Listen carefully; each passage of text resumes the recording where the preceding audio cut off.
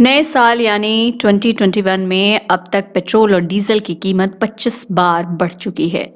ऐसे में बड़ा सवाल ये है कि आखिर इसकी वजह क्या है। जो सबसे बड़ी वजह आजकल चर्चा में है वो है केंद्रीय एक्साइज ड्यूटी, जो पेट्रोल पर 32 रुपये 98 पैसे और डीजल पर 31 रुपये 83 पैसे प्रति लीटर वसूली जा रही है।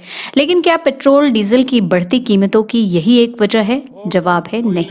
इसकी जो सबसे असल वजह है वो प्रधानमंत्री नरेंद्र मोदी ने खुद सामने आकर बता दी है। हाल ही में तमिलनाडु में ऑयल एंड गैस प्रोजेक्ट के उद्घाटन कार्यक्रम में प्रधानमंत्री नरेंद्र मोदी ने कहा, क्या भारत जैसे एक विविध और सक्षम देश को एनर्जी इंपोर्ट पर निर्भर होना चाहिए? मैं किसी की आलोचना नहीं करना चाहता, लेकिन मैं कहना चाहता हूं कि अगर हमने इस मसले पर पहले फोकस किया होता तो हमारे मध्यम वर्ग को बोझ नहीं सहना पड़ता। जाहिर है प्रधानमंत्री मोदी तेल की बढ़ती कीमतों का ठीकरा पिछली सरकार पर फोड़ रहे हैं। साथ ही ये भी मान रहे हैं कि अगर डोमेस्टिक प्रोडक्शन बढ़ जाता तो आज ये आलम ना होता। ऐसे में आपके मन में एक सवाल जरूर उठ रहा होगा कि मनमोहन सिंह के कार्यकाल में क्रूड ऑयल का डोमेस्टिक प्रोडक्शन क्या था और मोदी के कार्यकाल में क्या है। I do not want to criticize anyone, but I want to say, had we focused on these subjects much earlier, our middle class would not be burdened. Now, it is our collective duty to work towards clean and green source of energy.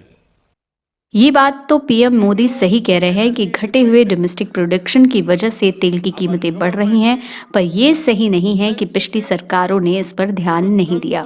Petroleum मंत्रालय के आंकड़ों के मुताबिक मोदी सरकार में domestic oil production में जबरदस्त गिरावट दर्ज की गई है। 2014 में जब मोदी सत्ता में आए थे तब domestic oil production 37.78 million tonne था, जो 2019-20 में 15% घटकर 32.17 मिलियन टन पर आ गया। हकीकत ये है कि 2019-20 में डोमेस्टिक ऑयल प्रोडक्शन 2002 से भी लगभग 1 मिलियन टन कम हुआ है। डोमेस्टिक ऑयल प्रोडक्शन पिछले 18 साल यानी लगभग 2 दशकों में सबसे निचले स्तर पर है और इसी से दूसरी सबसे बड़ी वजह पैदा हुई। वो ये कि इससे कच्चे तेल यानी क्रूड ऑयल के लिए इंपोर्ट पर हमारी निर्भरता बढ़ती जा रही है। इस इंपोर्ट पर निर्भरता जितनी ज्यादा बढ़ाते जाएंगे, तेल की कीमतें उतनी ही बढ़ती जाएंगी। इंपोर्ट पर हमारी निर्भरता बढ़कर 88% हो गई है। हालांकि मोदी सरकार का एजेंडा 2022 तक क्रूड ऑयल का डोमेस्टिक प्रोडक्शन बढ़ाने का था।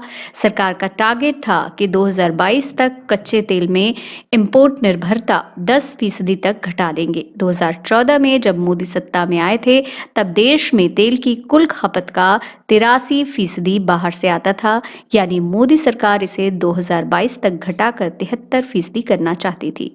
2019-20 के आंकड़ों को देखें तो पता चलता है कि ये घटने के बजाय बढ़कर 88% हो गया है। अब सवाल ये है कि क्या 2 साल में मोदी सरकार कच्चे तेल पर इंपोर्ट की निर्भरता घटाकर 88 से 73% तक कर लेगी? सरकार के ट्रैक रिकॉर्ड से तो ये बिल्कुल नहीं लगता, क्योंकि ओएनजीसी एक पब्लिक सेक्टर यानी सरकारी कंपनी है। देश में जितना डोमेस्टिक क्रूड ऑयल प्रोडक्शन होता है उसका 30% से भी ज्यादा हिस्सा ओएनजीसी अकेले प्रोड्यूस करती है। अब सोचिए, अगर ओएनजीसी ही कमजोर हो जाए तो डोमेस्टिक क्रूड ऑयल प्रोडक्शन कैसे होगा? और सबसे बड़ी बात, अगर प्रधानमंत्री इस बात को समझते हैं कि बगैर डोमेस्टिक क्रूड ऑयल प्रोडक्शन के तेल सस्ता नहीं हो सकता, तो उनके कार्यकाल में ओएनजीसी को और मजबूत क्यों नहीं किया गया? याद हो, जब मोदी 2014 में सत्ता में आए थे तो उस वक्त तेल के नए स्रोत खोजने के लिए ओएनजीसी के पास 11,000 करोड़ रुपए का बजट था। 2018-19 में ये बजट घटकर 6,000 करोड़ पर आ गया, यानी आधा रह गया। सरकार ने उसका कैश भी ले लिया। ओएनजीसी के पास लगभग 11,000 करोड़ रुपए का कैश था, जिसे वो ऑयल प्रोडक्शन के तमाम मदों में खर्च कर रही थी। पर सरकार के कहने पर इस रकम से ओएनजीसी ने बीपीसीएल के शेयर खरीद लिए ताकि बीपीसीएल में विनिवेश हो सके।